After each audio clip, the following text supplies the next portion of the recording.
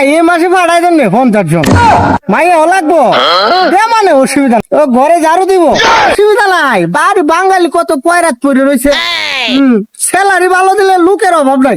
এ ভাই আমি তো আপনার খুঁজতেছি, আপনি কি দালাল? হ্যাঁ মেয়ে কি এর দালাল আমি রেমিটের যোদ্ধা তাহলে আপনি কি?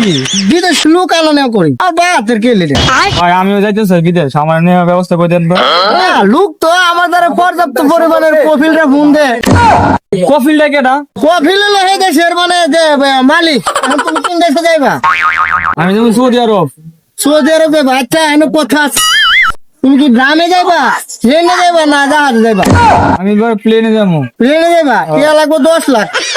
এ ভাই এত টাকা লাগে কি লেগা? এই যে প্লেনে যাইবা জীবনে উঠছো না তো, জীবনে প্রথম উঠবা এর লেগে আরো 2 লাখ টাকা বাড়ায়। ভাই শুনছি বিদেশে গিয়ে যারা প্রবাসী এরা রেমিটেন্স পাঠায়, অর্থনীতিতে খুব কাজে লাগে। আমার কিছু হ্যাঁ কাজে লাগে তো, এই কাজ তো আমার মাধ্যমে লাগে, আমি তো কাজে লাগাই। তাহলে ভাই আমার কিছু কমায় নেন। বেশি কথা বলে 11,000 যাইবো, রাজি আছো তুমি? তুমি তো প্রথমে আমার বেদবি করছো, আমার দালাল কইছো। দালাল মিয়া আমি রেমিটের যোদ্ধা। ওরে ভাই আপনার মতো অনেক লোক দেখছে, আরো লোক আছে। আরে বেটা যা, ও কিনে যাবে বিদেশ, বেটা বিদেশ গেলে পয়সা লাগে।